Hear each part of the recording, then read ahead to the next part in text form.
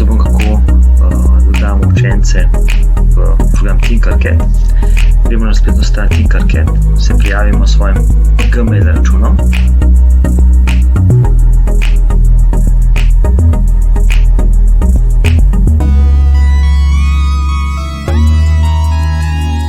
Ko smo prijavljeni, gremo na vrhu v meni Classes, razredi, kliknemo, ustvarimo nov razred, Create New Class, rečemo, da je to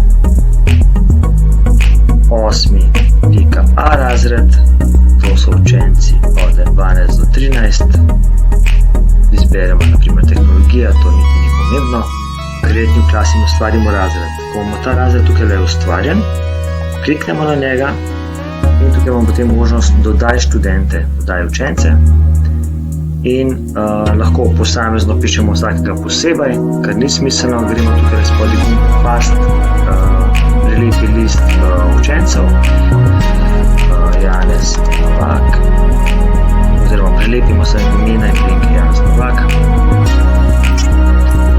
add 3 students, dodaj 3 zdaj potrebujemo učence, moramo samo posredovati tele nickname, to so tale imena, tako da v bistvu tole si potem lahko označimo, prelepimo skopiramo Ctrl+C in si prelepimo v nek Word dokument, to si prelepimo v Word dokument, ki ga potem delimo z učenci, tako da lahko vsak poišče Metka, si bo poiskala tole kodo in si bo prelepila nekaj shranila. To je ta podatek. Potem gremo pa na class code in vse, kar je, potrebujemo na tale spletni naslov, da se ga tle skopiramo, copy, ali pa to je tale isti naslov tukaj in to damo na vrh dokumenta, ki ga potem posredujemo učencem, se pravi učenci bojo šli na ta spletni naslov,